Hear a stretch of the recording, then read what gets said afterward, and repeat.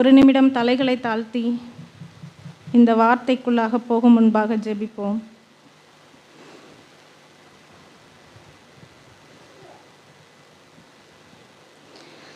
எனக்காகத்தானே இந்த பாடுகள், என்னாலேதானே இந்த காயங்கள், போதும் போதும் என் இயேசுவே, பாவி நானும் மனம் மாறுவேன். எனக்காகத்தானே இந்த பாடுகள், என்னாலேதானே இந்த காயங்கள். நமக்காக பாடுபட்டு சிலுவிலே அறையுண்ட இயேசுவை இப்பொழுது நம் கண் முன்னாக கொண்டு வருவோம். இயேசு நமக்காக மரித்தார், நமக்காக உயிர்த்தார். இந்த இடத்திலும் கூட இயேசு நம்முடனே கூட இருக்கிறார். இந்த செய்தியை அவர் ஆசீர்வதிப்பாராக. நான் இங்கு மறையவும் அவர் இங்கு வெளிப்படவும் நான் ஜெபிக்கிறேன். ஆமென்.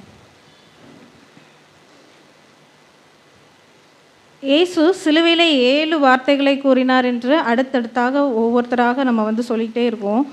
7 வார்த்தைகள் என்ன அப்படிங்கிறது இப்போவே நமக்கு நல்லா மனப்பாடம் ஆகிருக்கும். எல்லாருக்குமே மனப்பாடம் ஆகிருக்கும். வரும்போது நமக்கு ஏதோ இதா 2வது இதா அப்படிங்கிற கன்ஃபியூஷனில் இருந்திருப்போம். ஆனால் இப்போ 7மே அடுத்தடுத்து நமக்கு ஞாபகம் இருக்கும். அதை நான் திரும்ப சொல்லணும் அப்படின்னு இல்லை. இந்த 7வது வார்த்தை என்ன அப்படிங்கிறது நம்ம பைபிளில் படித்து தெரிந்து கொள்வோம். லூக்கா எழுதின சுவிசேஷம் 23ஆம் அதிகாரம் 46ஆம் வசனத்தை எடுத்தவர்கள் வாசிப்போம்.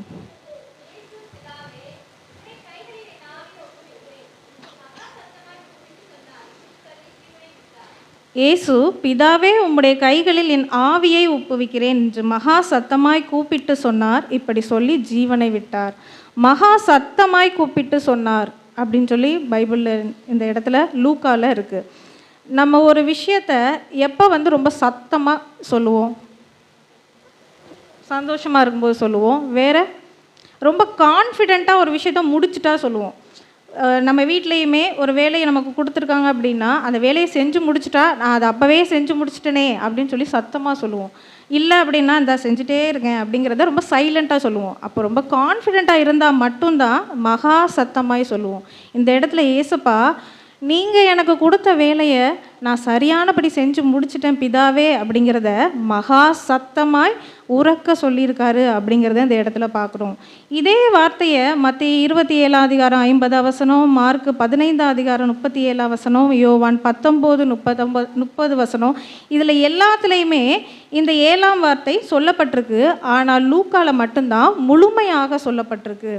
எப்படி அவர் ஒரு எக்ஸ்பிரஷனோட உம்முடைய கைகளில் என்னோட ஆவியை ஒப்புவிக்கிறேன் அப்படிங்கிறதையே மகா சத்தமாய் சொன்னார் அப்படின்னு சொல்லி இந்த இடத்துல மட்டும்தான் சொல்லப்பட்டிருக்கு. சரி, ஒப்புவிப்பு அப்படின்னா என்ன? ஒப்புவிப்பு அப்படின்னா ஒரு சப்மிஷன். நம்ம சரியாக ஒரு வேலையை முடிச்சுட்டு அதை சப்மிட் பண்ணுறோம் அப்படிங்கிறது தான் இதில் அர்த்தம். முழுவதுமாக ஏசப்பா, இந்த உலகத்தில் நீங்கள் எனக்கு கொடுத்த ஆயுட்காலத்தை நான் முடிச்சுட்டு நான் உங்ககிட்ட என்னையே, நான் என் ஜீவனையே அர்ப்பணிக்கிறேன் அப்படிங்கிற வார்த்தையை தான் இந்த இடத்துல ஒப்படைப்பு அப்படிங்கிறது சொல்லியிருக்காங்க. அப்போ ஒப்படைப்பை நம்ம எப்படி எடுத்துக்கலாம் அப்படின்னா அர்ப்பணிப்பு அப்படின்னு எடுத்துக்கலாம். இந்த அர்ப்பணிப்பை 3 காரியங்களில் 3ஆக நான் டிவைட் பண்ணி சொல்ல போகிறேன். இது நானாக தான் 3ஆக டிவைட் பண்ணியிருக்கு அப்படி இல்லை, 3ஆக நான் டிவைட் பண்ணி சொல்ல போகிறேன். என்ன அப்படின்னா, தீர்க்க தரிசனங்களை நிறைவேற்றுறதில் தன்னை அர்ப்பணித்தார். அப்போ தீர்க்க தரிசனங்களை நிறைவேற்றும் அர்ப்பணிப்பு. 2வது, பிதாவின் சித்தப்படி செய்ய தன்னை அர்ப்பணித்தார். அப்போது பிதாவின் சித்தம் செய்ய அர்ப்பணிப்பு. 3வதாக முழுமையாக தன் ஜீவனையே கொடுத்து அதை தன்னை அர்ப்பணிச்சிட்டார். அப்போ முழுமையான ஜீவ அர்ப்பணிப்பு அப்படின்னு சொல்லி வச்சுக்கலாம். அப்போ 3 விஷயங்கள் சொன்னேன். தீர்க்க தரிசனங்களை நிறைவேற்றுறதில் அர்ப்பணிப்பு, பிதாவின் சித்தப்படி செய்ய அர்ப்பணிப்பு, 3வது முழுமையான ஜீவ அர்ப்பணிப்பு. தீர்க்க தரிசனங்களை நிறைவேற்றும் அர்ப்பணிப்பு. முதலாவது, வேதாகமத்தில் பல இடங்களில் ஒரு விஷயம் நடந்து முடிஞ்சது அப்படின்னா தீர்க்க தரிசனம் நிறைவேறுவதற்காக இப்படி நடைபெற்றது அப்படின்னு சொல்லி நிறைய இடங்களில் பைபிளில் வசனம் இருக்குது. அப்போ தீர்க்க தரிசனம் முன்னாடியே அறிவிக்கப்பட்டுருச்சு. அதை நிறைவேற்றுவதற்காக இயேசு கிறிஸ்து பூமியில் வந்தார். இயேசு கிறிஸ்துவே நிறைய இடங்களில் சொல்லியிருக்காங்க, இது தீர்க்க தரிசனம் நிறைவேறுவதற்காக இந்த இடத்துல இது நடந்திருக்கு. ஒரு அற்புதம் செஞ்சால் கூட அது தீர்க்க தரிசனம் நிறைவேறுவதற்காக இப்படி நடந்திருக்கு. ஏன் அவன் ஊமையாக பிறந்தான்னா அவனோட இந்த தீர்க்க தரிசனம் நிறைவேறுவதற்காக இது நடந்திருக்கு அப்படிங்கிறது ஏசப்பா நிறைய இடங்களில் சொல்லியிருக்காங்க. மத்தேயு 5:17 எடுத்து வாசியுங்கள். மத்தேயு 5:17.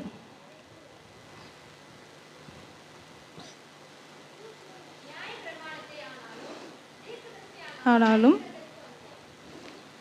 நியாயப்பிரமாணத்தை ஆனாலும் தீர்க்க தரிசனங்களை ஆனாலும் அழிக்கிறதற்கு வந்தேன் என்று எண்ணிக்கொள்ளாதேங்கள்.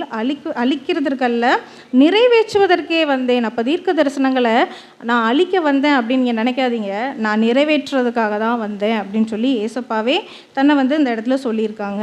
நிறைய இடங்களில் பார்க்க சொல்லிகிட்டே போனால் வேதத்தில் இந்த இடத்துல இருக்குது, அந்த இடத்துல இருக்குது, நம்ம நிறைய சொல்லிக்கிட்டே போகலாம், நமக்கு டைம் இல்லை. அதனால் முக்கியமான சில விஷயங்களை மட்டும் நான் சொல்கிறேன். ஏசப்பா தன்னோட 12ஆம் வயதில் தேவாலயத்திலேயே தங்கி, பெற்றோர்கள் கூட தான் போனாங்க, ஆனால் தேவாலயத்திலே தங்கிட்டாங்க அப்படிங்கிறத ஒரு பைபிளில் ஒரு இடத்துல நம்ம பார்க்குறோம். அப்போது யார் தேடி வந்தா அப்படின்னா பெற்றோர்கள் தேடி வராங்க. ஏன்னா ரொம்ப சின்ன பையன், 12 வயசு தான் ஆகுது, இயேசு கிறிஸ்துவை காணாமல் அவங்களுடைய பெற்றவர்கள் தேடி வராங்க. தேடி வந்தப்போ பார்த்தோம் அப்படின்னா தேவாலயத்திலிருந்து நியாய பிரமாணங்களை அவங்க கூட டிஸ்கஸ் பண்ணி, அந்த பெரிய மூப்பர்கள் கூட டிஸ்கஸ் பண்ணிகிட்டு இருக்காங்க ஏசப்பா. அப்போது இதை பார்த்த பெற்றவங்க, இப்படி ஏன்பா சொல்லாமல் வந்துட்டியே அப்படின்னு சொல்லி கேட்கும்போது ஏசப்பா சொல்கிறாங்க, நான் இதுக்காக தானே வந்தேன், ஏன் என்னை தேடி வந்தீங்க? அப்போ தீர்க்க தரிசனம் நிறைவேறுவதற்காக தானே நான் வந்தேன் அப்படிங்கிறத தன்னோட 12ஆவது வயதிலேயே இயேசு அறிந்திருந்தார். ஆனால் கடைசி 3 வருஷம் மட்டும்தான் இயேசு கிறிஸ்து ஊழியம் செய்தார். அதுவரை தன் தாய் தகப்பனோடு தான் இருந்தார். அப்போ அதுவுமே ஒரு தீர்க்க தரிசனம் தான். அந்த தீர்க்க தரிசனம் நிறைவேறும்படியாக அவர் கடந்து வந்தார். அந்த 12ஆவது வயதில் தன்னுடைய இன்னொன்று என்னென்னா தனக்கான இடம் அதுதான் அப்படிங்கிறதுனால அவர் அந்த இடத்துலையே ஒரு சந்தோஷமாக அங்கே இருந்து விட்டார். அப்படித்தான் நம்ம அதை பார்க்கலாம். இன்னும் நிறைய இடங்களில் பைபிளில் என்ன பண்ணுறா ஏசப்பா பண்ணுறாங்கன்னா, ஒரு விஷயத்த சொல்லிடுவாங்க, அந்த இடத்துல எல்லோரும் டென்ஷனாக கோவமாகி ஏசப்பாவை பிடிக்கலான்னு வரும்போது ஏசப்பா அந்த அவ்விடம் விட்டு மறைந்து போனார் அப்படின்னு சொல்லி பைபிளில் நிறைய இடங்கள்ல இருக்குது. ஏன் அந்த இடத்துலேருந்து மறைந்து போனார்னா, அதற்கான வேலை வரவில்லை. அந்த தீர்க்க தரிசனம் நிறைவேறுவதற்கான இடம் வரும்போது மட்டும்தான் ஏசப்பா அந்த இடத்துல இருந்திருக்காங்க. ஏசப்பாவை மற்றவங்கெல்லாம் பிடிக்கணும்னு நினச்சது நிறைய இடங்களில் பிடிக்கணும்னு நினச்சிருக்காங்க. ஆனால் அந்த கெத்சமனே பூங்கால தான் ப்ரேயர் பண்ணிகிட்டு இருக்கும்போது அந்த இடத்துல சேவகர்கள் யூதாஸ் காரியோத்து காட்டி கொடுத்து தான் பிடிக்க போகிறோம் அப்படிங்கிறது தீர்க்க தரிசன நிறைவேறுதல். அப்போ தன்னுடைய தீர்க்க தரிசனங்களை எல்லாத்தையுமே நிறைவேற்றும்படியாக தன்னை முழுவதுமாக அர்ப்பணித்தார். அதுக்கு முன்னாடியே எந்த இடத்துலையும் கோபப்பட்டோ ஏதோ பேசியோ மற்றவர்களை கலகமூட்டியோ தன்னுடைய தீர்க்க தரிசனத்தை அவர் பிரேக் பண்ணவே இல்லை எந்த இடத்துலையுமே. அப்போ தீர்க்க தரிசனத்தை முழுமையாக அவர் நிறைவேற்றி தன்னுடைய அர்ப்பணிப்பை அவர் காட்டினார். ரெண்டாவது என்ன சொன்ன, பிதாவின் சித்தப்படி செய்ய தன்னை அர்ப்பணித்தார். அது எல்லா இடங்கள்லையுமே இருக்குது. கிட்டத்தட்ட 117 முறை ஏசப்பா பைபிளில் பிதாவே பிதாவே பிதாவே அப்படின்னு சொல்லி அந்த இடத்துல கூப்பிட்ருக்காங்க. அப்படின்னா அது எதை மையப்படுத்துது, எதை மீன் பண்ணுது அப்படின்னா, தான் எதையுமே சுயமாக செய்யலை, எல்லாமே பிதா கிட்ட கேட்டுட்டு தான் பண்ணுறாங்க. அது ஒரு சின்ன விஷயமா இருந்தாலும் பிதா கிட்ட கேட்டுட்டு தான் பண்ணுறாங்க. அது ஒரு பெரிய விஷயமா இருந்தாலும் பிதா கிட்ட கேட்டுட்டு தான் பண்ணுறாங்க. யோவான் 5:20 வசனத்தில் தரிசனம் பிதா தந்ததுன்னு சொல்கிறாங்க. யோவான் 5:36 பிரசங்கத்தையே பிதா கற்பித்ததுன்னு சொல்கிறாங்க. எபிரேயர் 12:2 பிதா நியமித்த பாதையில் தான் நான் போயிட்டுருக்கேன் அப்படின்னு சொல்லி தன்னுடைய ஊழிய பாதையை கூட பிதாவுக்காக அர்ப்பணிக்கிறாங்க. முழுமையாக பிதாவுடைய சித்தப்படி செய்ய தன்னை முழுமையாக அர்ப்பணித்திருக்காரு. எந்த நேரத்துலையும் எந்த இடத்துலையுமே தான் இஷ்டப்படி அவர் எதுவுமே செய்யலை. யோவான் 17:4 யோவான் 17:4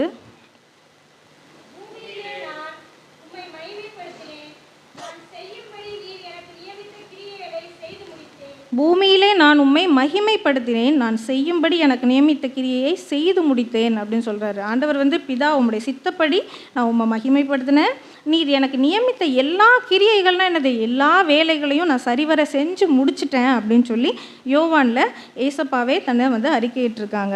நம்ம எக்ஸாம்பிளுக்கு ஏசப்பா பிதா பிதாவோட சித்தப்படி தான் செய்தாருங்கிறதுக்காக நிறைய காரியங்கள் சொல்லலாம். ஆனால் அதில் ஒரே ஒரு எக்ஸாம்பிள் மட்டும் சொல்கிறேன். எனக்கு அது ரொம்ப பிடிச்சிருந்தது.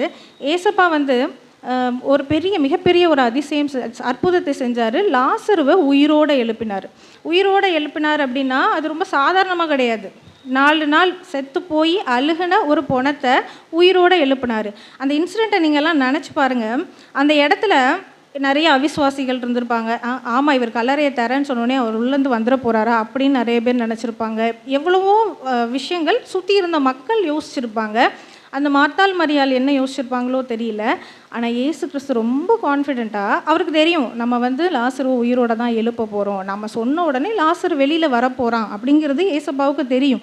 ஆனாலும் ரொம்ப பொறுமையாக அந்த கல்லறையை திறந்து லாசருவே வெளியே வா அப்படின்னு சொல்கிறதுக்கு முன்னாடி பிதா கிட்ட ஏசப்பா ஒரு 2 நிமிஷம் பேசுகிறாங்க. யோவான் 11:41-42 சொல்லியிருக்கிறபடி, பிதாவே நீர் எனக்கு செவி கொடுத்தபடியினால் உம்மை சோஸ்தரிக்கிறேன், நீர் எப்பொழுதும் எனக்கு செவி கொடுக்கிறீர் என்று நான் அறிந்திருக்கிறேன். அதாவது ஏசப்பா வந்து பிதா கிட்ட ஒரு கான்வர்சேஷன் வச்சுக்கிறாங்க.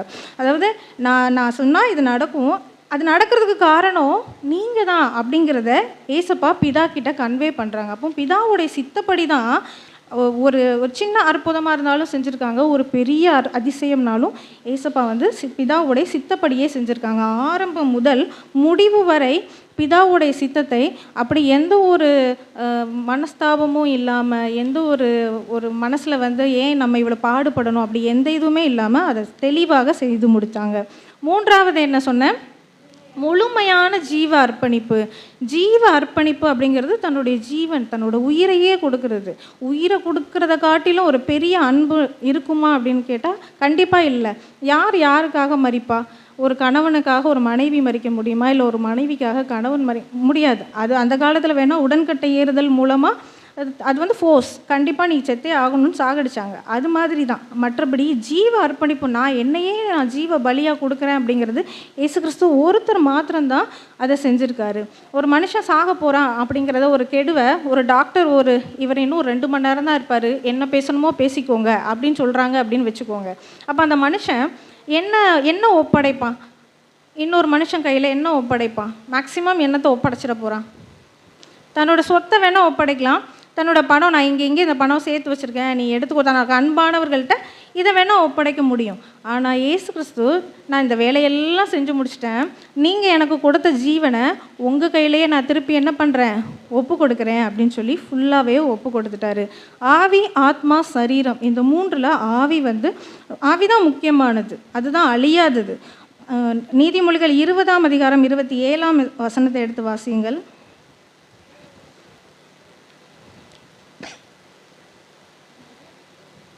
நீதிமொழிகள் 20:27.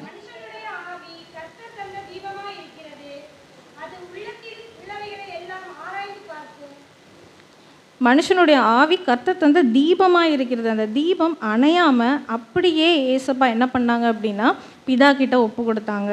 கடைசி நேரத்தில் சத்தமிட்டு ஏசப்பா அந்த ஜீவனை வந்து விட்டாங்க. அதை நம்ம பார்க்கும்போது ஏசப்பா ஒரு பரிதாப சின்னமாய், பரிதாபத்துக்குரியவராய், அதை பார்க்கும்போது நமக்கு கண்ணில் கண்ணீர் வரும். ஒருத்தரை ஒரு மிருக வதை செய்கிற மாதிரி அடிக்கிறது, நெத்தியில் முள்முடி, இதை பார்க்குற கிறிஸ்தவர்கள் இல்லை, யார் பார்த்தாலுமே அதுக்காக அழுவாங்க. ஏசு கிறிஸ்து மேலே என்ன வரும்? பரிதாபம் வரும். ஆனால் அவர் பரிதாப சின்னம் கிடையாது. அவர் ரொம்ப சக்ஸஸ்ஃபுல்லாக தன்னுடைய வாழ்க்கையை முடித்து தன்னுடைய ஜீவனை ஒப்பு கொடுத்துட்டு போயிருக்காரு. இதுக்கும் மேலே ஒரு சாக்ரிஃபைஸ், இதுக்கும் மேலே ஒரு பலி, ஒரு மனுஷனுக்கான பாவ மன்னிப்பு எதுவுமே வேறு எங்கே இருந்துமே கிடைக்காது அப்படிங்கிறதுக்கு ஏசப்பா வந்து ஒரு பெரிய ஒரு சாட்சியாக இறந்து போயிருக்காங்க.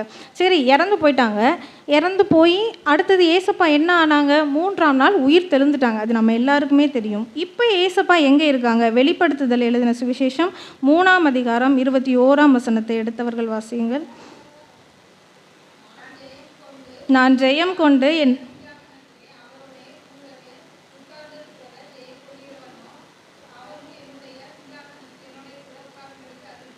நான் ஜெயம் கொண்டு என் பிதாவினுடைய சிங்காசனத்திலே அவரோட கூட உட்கார்ந்தது போல ஜெயம் கொள்கிறவன் எவனோ அவன் என்னுடைய சிங்காசனத்தில் என்னோட கூட உட்காரும்படிக்கு அருள் செய்வேன். இப்போ எங்கே இருக்காங்க ஏசப்பா? பிதா கூடைய சிங்காசனத்தில் வீச்சிருக்காங்க.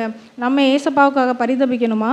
நம்ம ஏசப்பாவுக்காக இன்றைக்கி ஏசப்பா இறந்து போயிட்டாங்கன்னு சொல்லி துக்க தினமாக கொண்டாடணுமா? நம்ம கருப்பு உடை அணிந்து வெள்ளை உடை அணிந்து இந்த சிம்பல் வந்து என்ன சொல்கிறது, நான் இன்றைக்கி துக்கமாக இருக்கேன், இன்றைக்கி நான் சாப்பிட மாட்டேன், இன்றைக்கி நம்ம இன்றைக்கி கொண்டாடப்பட வேண்டிய நாள். இன்று நமக்கு ஏசப்பா நமக்காக ஜீவனை கொடுத்த நாளை நினைவு கூறுகிறோமே தவிர இன்று ஏசப்பா இறந்தே போகலை. நான் இதுலேருந்து ஒரு சின்ன ஒரு ஸ்டோரி சொல்கிறேன். ஒரு அன்பான தேவ மனிதர் ஒருத்தர் இருந்தார். இயேசு கிறிஸ்துவுக்காக எதுவுமே செய்யக்கூடிய ஒரு தேவ மனிதர். அவர் வந்து இயேசு கிறிஸ்துவை பற்றி மற்றவர்களுக்கு அறிவித்தார். அது மட்டும்தான் அவரை வந்து ரொம்ப தீவிரமாக செய்தார். அவர் அறிவித்த காரணத்திற்காக தோமாவை எப்படி கல்லெறிந்து கொன்றார்களோ அதே போல இந்த தேவ மனிதரையும் சிலுவையிலே அறைந்து கொன்றார்கள். கொன்ன 3 நாள் கழித்து அவர் உயிரோடே எழுந்தார். ஆமேன். ஆமேன் சொல்லுவீங்களா? ஆமேனா? ஆமேன் சொல்லுவீங்களா? 3ஆம் நாள் உயிர் தெழுந்தார் அவர். சொல்லுங்க, ஆமேன் சொல்லுவீங்களா? சொல்ல முடியாது. ஏன்னா இயேசு கிறிஸ்துவை போல யாருமே நமக்காக மரித்திருக்கலாம், ஆனால் உயிரோடு எழவே இல்லை. அதை கிறிஸ்தவர்களாகிய நாம் மற்றவர்களுக்கு சொல்லப்பட்டு வேண்டிய கடமை இருக்கிறோம். 7 வார்த்தையை எல்லாரும் தான் மாற்றி 7 வார்த்தையை சொல்லிக்கிட்டே இருக்கோம் வருஷம் வருஷம். ஆனால் நமக்கான சுவிசேஷ தாகம் எங்கே? கிறிஸ்தவர்களாகிய நமக்கு கொடுக்கப்பட்ட கடமையை நம்ம எங்கே நிறைவேற்றணும்?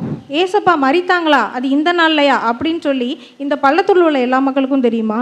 இல்லை நம்மளை சுற்றி இருக்கிற மக்களுக்கு தெரியுமா? இல்லை நம்ம வேலை பார்க்குற இருக்கிறவங்களுக்கு தெரியுமா? யாருக்கு தெரியும்? கண்டிப்பாக தெரியாது. நம்ம இந்த இடத்துல அழைக்கப்பட்டிருக்கிறோம். கிறிஸ்தவர்களானா கிறிஸ்துவை உடையவர்களாய் நம்ம மற்றவங்களுக்கு வெளிப்படணும். இவங்களா கிறிஸ்தவர்கள்னால் இப்படித்தான் இருப்பாங்க அப்படிங்கக்கூடிய அந்த ஸ்டேட்மெண்ட் இருக்குல்ல, அது ரொம்ப ஸ்ட்ராங்காக இருக்கணும். இவங்க கிறிஸ்தவங்கன்னு தான் பேர், ஆனால் அவங்களுக்குள்ளே இதெல்லாம் இருக்காது அப்படிங்கக்கூடிய. ஏன்னா எல்லா மக்களும் அதை எதிர்பார்க்குறாங்க. கிறிஸ்தவர்கள்னால் அவங்க அமைதியாக இருப்பாங்க, அன்பானவங்களாக இருப்பாங்க, நல்லா செய்வாங்க. இந்த மாதிரி அவங்களுக்குள்ள ஒரு எண்ணங்கள் இருக்குது. அந்த எண்ணங்களை விதைச்சது நம்ம தான். ஆனால் அதை இப்போ நம்ம விட்டுட்டோம். நம்ம சர்ச் நிறையவே இல்லை, நம்ம சர்ச் நிரம்பி வழியலை, நம்ம சர்ச்சுக்கு கூட்டம் வரலை, இன்க்ளூடிங் நானும் தான் வரல. ஆனால் நம்ம இப்போ என்ன பண்ணிகிட்ருக்கோம்? இந்த சர்ச்சுக்கு வர வைக்கிறதுக்கு, ஆத்துமாக்களை ஆதாயப்படுத்துறதுக்கு நம்ம என்ன பண்ணிகிட்ருக்கோம்? இன்னொரு சின்ன, அது வந்து சாதாரண விஷயந்தான். ஒரு டெக்னிக்கல் டேர்ம்ஸ் நம்ம வச்சுருக்கோம். அதாவது இந்த வார்த்தைகளை இப்படித்தான் பேசணும், பேச வேண்டும், பேசணும், வித்தியாசம் இருக்குது. ஆனால் இந்த கொலாகியல் லாங்குவேஜை நம்ம யாரும் யூஸ் பண்ணுறது கிடையாது. அதனாலேயே நிறைய பேருக்கு புரிகிறதே இல்லை. பக்கத்தில் உட்காந்துட்டு அவங்க பேசுகிறது உனக்கு புரியுதா அப்படின்னு கேட்டால் என்னமோ சொல்கிறாங்க, அவ்வளோதான், எதுவுமே புரியாது.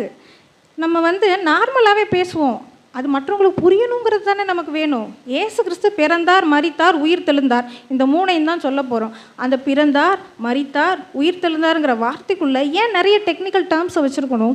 நம்ம ஓப்பனாக பேசுவோம். நம்ம பக்கத்தில் நம்ம வீட்டில் உள்ளவங்ககிட்ட எப்படி பேசுவோம்? அப்படி தான் பேசுவோம். அது உடனே சுவிசேஷம்னா உடனே நம்மளோட டோன் மாறுது, நம்ம வாய்ஸ் சேஞ்ச் ஆகுது, நம்மளுடைய வார்த்தைகள் மாறியே போயிடுது. புரியவே புரியாது, கண்டிப்பாக புரியாது. அந்த ஒரு சின்ன ரெக்வெஸ்ட் தான். அதை மட்டும் நம்ம செஞ்சிட்டோம் அப்படின்னா நம்ம இன்னும் நிறைய ஆத்துமாக்களை ஆதாயம் பண்ண முடியும். இன்னொரு விஷயம் என்னென்னா, இயேசு கிறிஸ்து மரித்தார், உயிர் தெழுந்தார், இன்னும் சிங்காசனத்தில் உனக்காக வீற்றிருக்கிறார் அப்படிங்கிறத எல்லாருக்கும் கொண்டு நம்மளால் சேர்க்க முடியும் அப்படிங்கிறத சொல்கிறேன். இந்த வார்த்தையை தேவன் தாமே ஆசீர்வதிப்பாராக.